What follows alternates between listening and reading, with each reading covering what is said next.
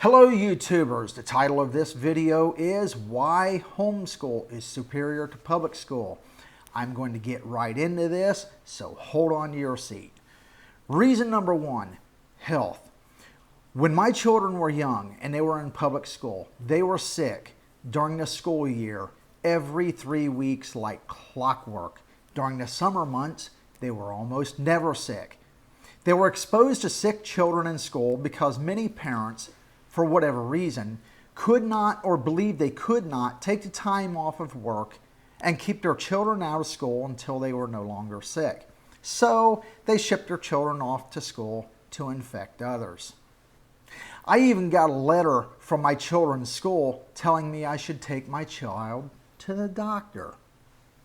In response to their letter, I let my irritableness shine through when I told them that my children were fine and gave them details of my children's brief medical history by outlining their cyclical illnesses. Continuing on, I informed them that my wife spent a large portion of her career in the medical field, and I suggested to them that they should change their policies regarding sick children in the classrooms. Reason number two, flexibility. Schedules. You can follow the schedule of your children's school district or not. You can have a 12-month school year so your children don't forget what they've learned. You can have school while the public school children are in school during the day, or you can have school from 5 o'clock in the morning until 9 a.m. or 9 p.m. until 5 a.m. if you want. You can have your school week from Wednesday through Sunday, or again, follow the school district schedule. You can take lunch early or skip lunch. There's no limit of options. Schoolwork. You can spend more time on subjects in which the child is struggling and work ahead in the subjects in which the child is excelling. When the kids are sick, assuming they can't muster enough energy to plow through a whole day, maybe they can do all of their reading assignments in bed. When they're better, there's a vast array of options to you regarding getting your child caught up on his or her schedule. These range from longer school days to a longer school year or a longer school week, all of the above or a combination of two or more options. As an added bonus, you don't have to send your kids to school hoping for the best only to get that dreaded phone call from the school nurse after you just dropped Junior off at school. Did your child have a fever? Well, you want to get that under control, but you won't need a doctor's note giving the little miss a clean bill of health before she can return to school. No doctor's note, no doctor's visit. No doctor's visit, no deductibles or copays. No doctor bills, no worries. Shorter days or more time devoted to classroom instruction. Getting dressed, getting on the bus, getting settled in the classroom, 1 hour lunch. If you let your child stay in his or her pajamas and go from the bedroom to the classroom, and from the classroom to the kitchen table for a 30-minute break, you have just shaved about 2 hours minimum off of a typical school day.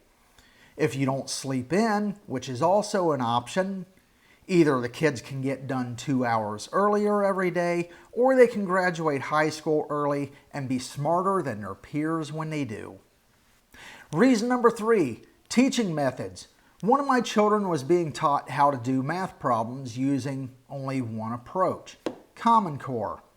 Asking me for help, I looked at the assignment. It took me several minutes, and I had to go back to assignments earlier in the week to figure out the method that was being used for arriving at the answer. I showed my child a better, easier way to arrive at the correct answer. After being shown how to do it, my child even began helping other struggling students the very next day. Oops, here comes big government. My child had to do the whole assignment all over again because it wasn't done the way the government wanted it done. I wrote a letter to the school telling them what I thought. My child never came home with another math homework assignment after that. I wonder why. They say they want parents to be deeply involved in their child's education. Is that why they have reading levels from A to Z? I still don't know what all that means. And I'm at liberty to not care anymore. And is this why the report cards say Johnny's work needs improvement, is satisfactory, or exceeds expectations? Really, folks, what does that really tell you? A 90 out of 100 tells me a lot more. Is that why my child never came home with another math homework assignment again for the rest of a very long school year? I beg to differ. My response to that: here you go, my darling child. Welcome to homeschool. More field trips. Some kids learn certain things out in the field. Maybe they're studying a particular topic that just doesn't tickle their fancy. Maybe getting them out in the field and taking a more hands-on approach will spark enough interest for them to get through whatever it is they need to learn. Or maybe they learn better in general out in the field. They're hands-on learners. They need to see, feel, touch, and examine. A book just doesn't allow that. Reason number 4, avoid stupid nonsense. Zero tolerance policies. They're stupid, okay? I got a phone call from my children's school, and I was told one of my children was violating the zero tolerance drug policy. How? My child was in possession of Anbesol. You know, the liquid local anesthetic for mouth sores and toothaches. How moronic. Because of bad policy, I had to teach my children how to sneak around and break rules without getting caught. Great. What does that teach them about my rules? Don't have to put up with bullies. One of the best pieces of advice a lawyer ever gave me was, you can't reason with unreasonable people. Conflict resolution skills, no matter how polished, aren't always going to work. That applies to most bullies, but it also applies to schools who won't listen to your complaint, or if they do, won't change how they're dealing with a school bully. A submitted copy request of my child's file was met with an explanation that the bully has a right to privacy. Wait, what? I can't find out what kind of bullying my child has been subjected to, for how long, or what steps the school has done to put a stop to it because of the bully's privacy? After threatening to sue and telling them to redact the bully's name, they finally gave me the copies. I told the assistant principal, my child is being bullied, you know it, and so do I, and you are doing nothing about it. I'm not going to have anything to do with it, and neither is my child, but this is how guns get brought to school. She gasped, don't say that.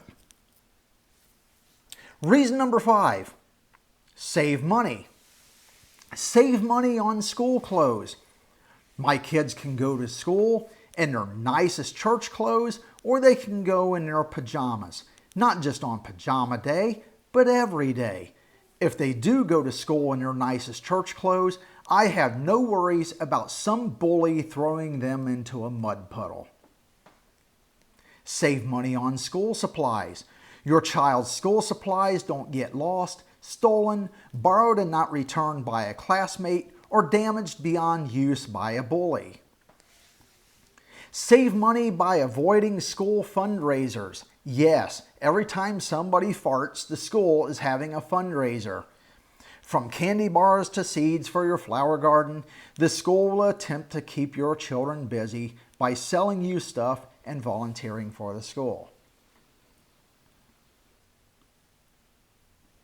Reason number 6, better family ties. No homework, no fundraisers. If your child isn't in school, they're doing homework. If they're not doing homework, They're being a real trooper and helping raise money for the school. Time with the family would be great, but hey, there are higher priorities like homework and raising money for a government entity that can take your house if you don't pay rent to the government. You could use that extra time for parent-child time. Being that one parent is spending an extended amount of time with the child, usually the mother, that creates literally thousands of bonding moments in the course of a school year. Reason number 7, overall welfare of the child. Let's face this fact, folks. Teachers see thousands of kids throughout their careers. They don't have time to keep in touch with every student they teach. Then there are the bad teachers who really don't give a rat's rear end how your kids turn out when they grow up, so they don't try to influence them, reach out to them, or mentor them. Frankly, in general terms, nobody cares as much as you do how your kids turn out when they grow up, except maybe close but extended family. Many teachers are in your child's life for 1 year and then gone forever. And if your kid's a brat, good riddance. Turning your kids over to a stranger for 1,000 hours in the course of a year who either doesn't have time to invest enough in your child to have a lasting impact or doesn't care is a risky proposition. Reason number 8, better education. Lower teacher-student ratio. Okay, if your family is the size of the Duggars, this may not apply to you, but it applies to most families. Most families have a 1 for every 4 teacher-student ratio. This allows for much more one-on-one attention when it's needed.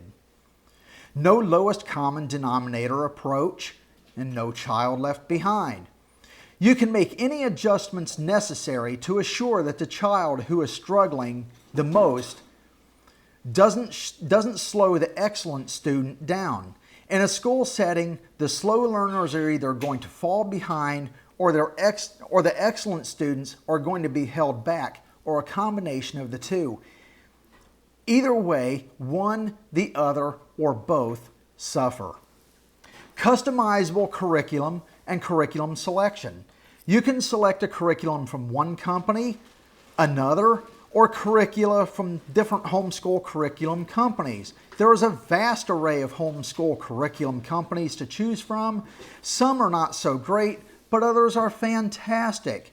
You can tailor your child's curriculum to his or her needs. Treat each child differently. What a concept! You can tailor homeschool to the child's learning style. Is your child hands-on? Take them on frequent field trips. Do they learn best by reading? Have them read a lot. Create learning tools they can hold in their hand. Even the sky isn't the limit.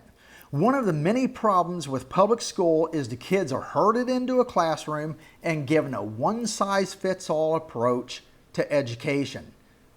Reason number 9, college education prospects. Colleges gladly accept homeschooled students, and some colleges prefer them because they generally get a better education. Colleges are having to offer remedial courses for public school students because public schools are doing a poor job preparing students for advanced learning. Public school students know all about sex and how to love big government, but many of them can't read. Reason number 10, parental involvement. Can you think of a better way for a parent to be involved in their child's education than homeschooling?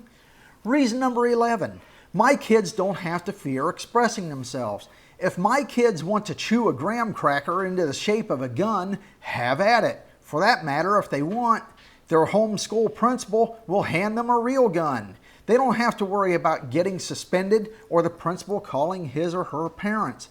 If somebody is doing something immoral, they know they can speak up.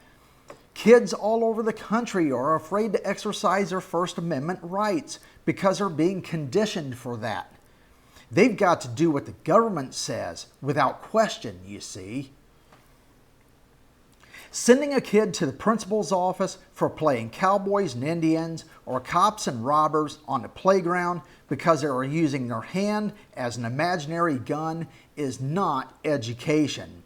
Neither is accusing them of being a bully for making a negative comment about someone's faulty character.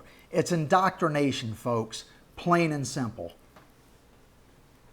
Teaching them young to conform to self-appointed ruling class, and whatever you do, don't ask questions. Reason number 12. Many kids today are graduating high school and absolutely hate America.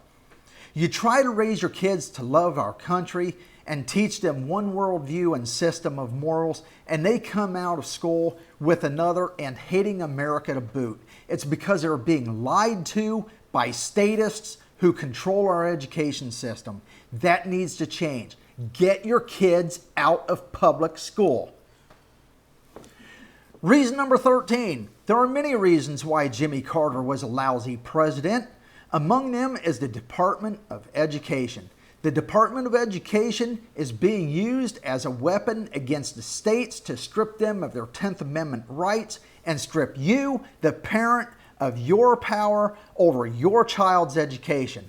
Assuming the goal is improving your child's education, we've had failed program after failed program spearheaded by the DOE.